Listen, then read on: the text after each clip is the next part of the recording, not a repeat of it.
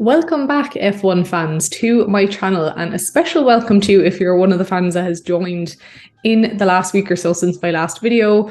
A bunch of you subscribed, and I'm absolutely thrilled to have you with me. As you may have guessed from the thumbnail, the story of this week's video is one of two young, talented, ambitious drivers who are currently very unhappy with their lot in their respective teams and would probably love a change of scenery in the next couple of years.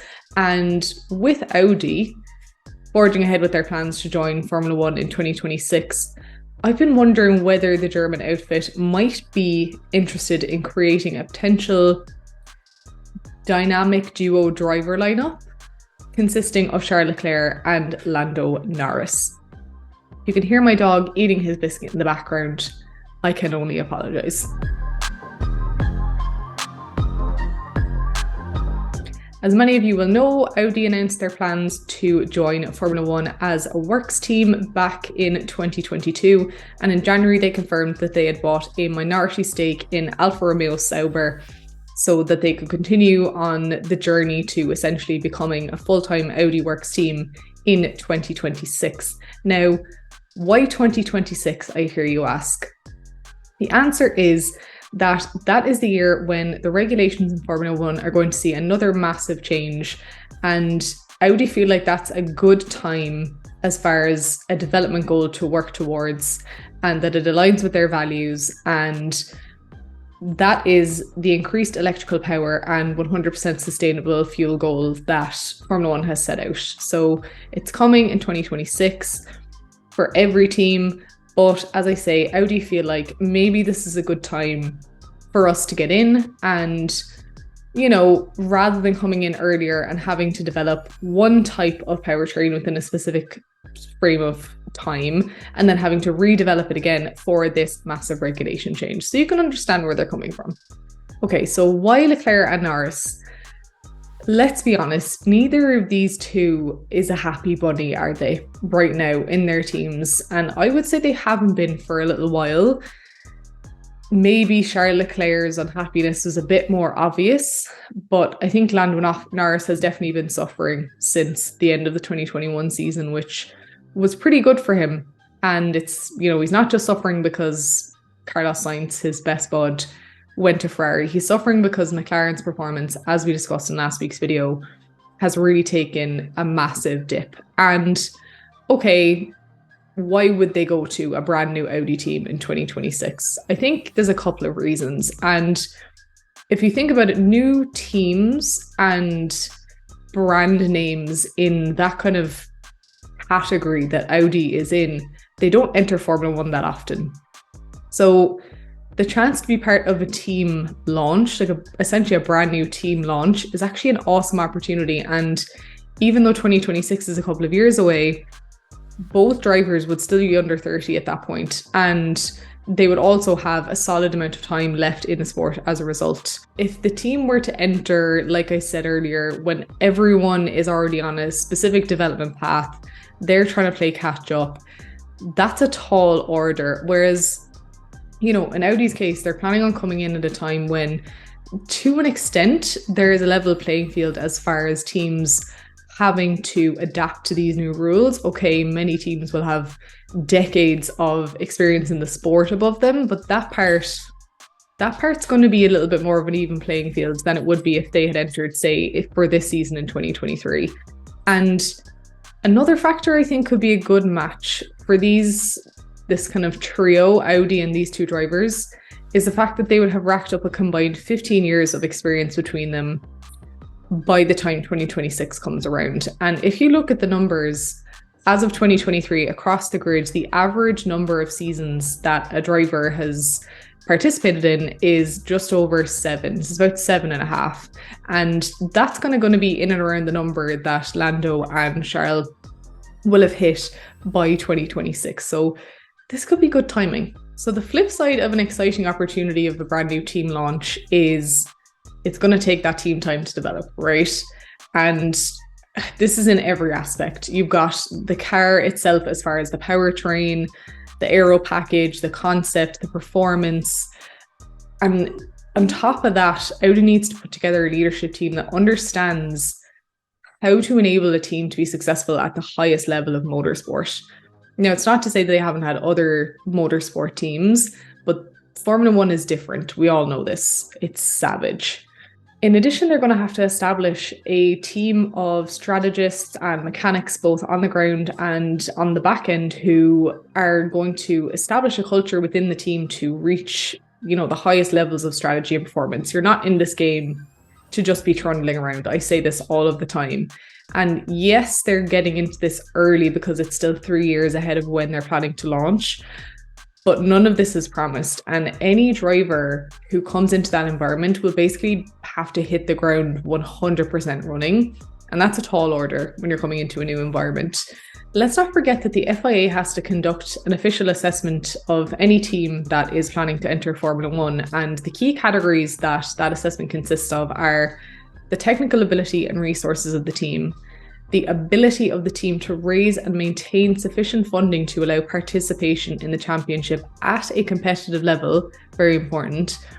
Third, the team's experience in human resources. And four, the FIA's assessment of the value that the candidate, i.e. the team, may bring to the championship as a whole. The most recent team to successfully make it through that tender process was Haas, who it took them 2 years from being approved in 2014 to eventually start racing in 2016. And while they haven't lit up the world with their performance necessarily, they've survived. And they've survived 6 seasons in Formula One. That's no small feat as a brand new team.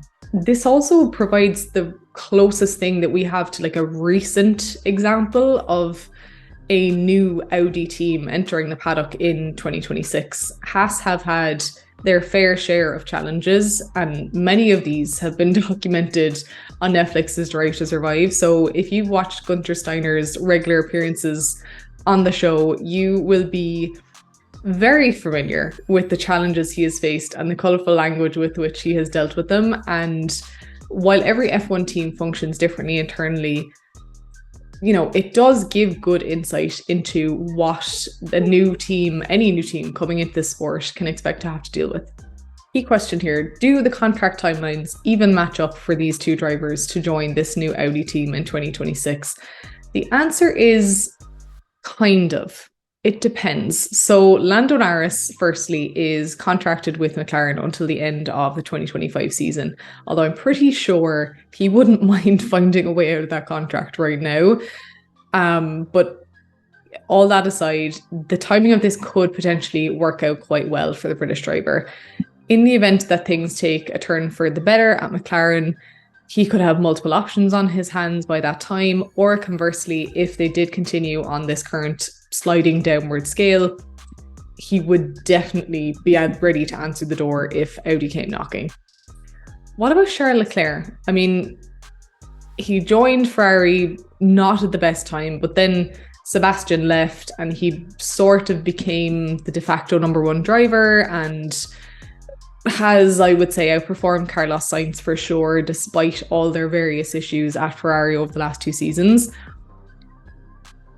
But it's been a case of close but no cigar for him the entire time, and you can see how frustrated he is.